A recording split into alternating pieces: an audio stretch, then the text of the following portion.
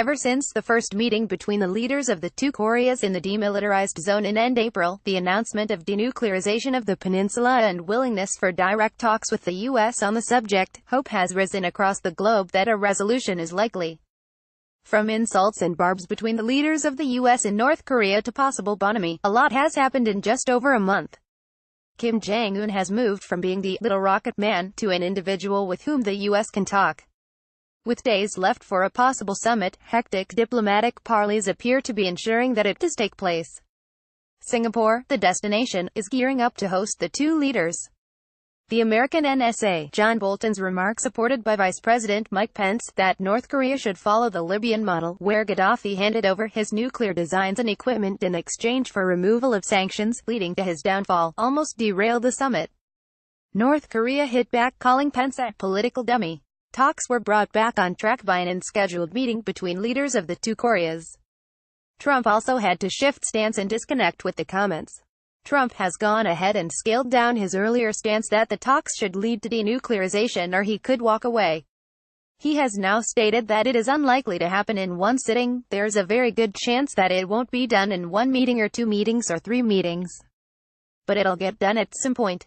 Diplomatic meetings are occurring simultaneously in multiple locations. In New York, the North Korean leader's envoy, Kim Yong-chul, and U.S. Secretary of State, Mike Pompeo, discussed possible outcomes of the summit, while the two nations' delegations have been meeting in the demilitarized zone, seeking to reach a final declaration. A letter from Kim to Trump confirming the summit has been handed over. The delegates would next be meeting in Singapore, ahead of the summit, to iron out protocol and other issues. While the U.S. and North Korea continue discussions, Russia and China are carefully orchestrating a possible solution from behind the scenes. Kim Jong-un has visited China twice, each time before he has met the U.S. Secretary of State, possibly to obtain the views of Xi Jinping and discuss a way forward. China has remained a steadfast supporter of the regime, though during the last 1 year when Kim was conducting his tests, he seemed to ignore even China. Just as delegation-level talks between the U.S. and North Korea appear to be moving forward, Russia has wandered in. Russia had maintained a steadfast silence throughout, watching from the sidelines, selecting the appropriate moment. The Russian Foreign Minister, Sergei Lavrov, visited Pyongyang when talks were going on in New York.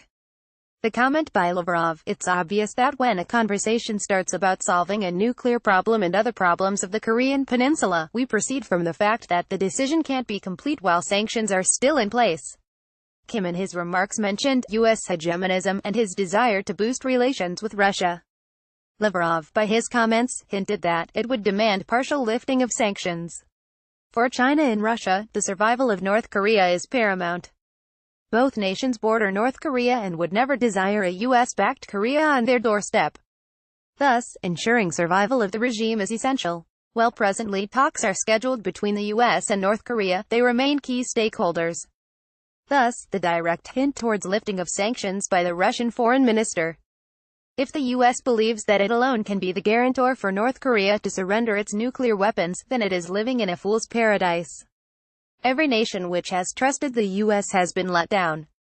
Gaddafi, Saddam Hussein and now Iran have realized that the U.S. cannot be trusted. Japan is already feeling marginalized. Pyongyang would therefore need to bank more on China and Russia, two nations which desperately need North Korea to survive.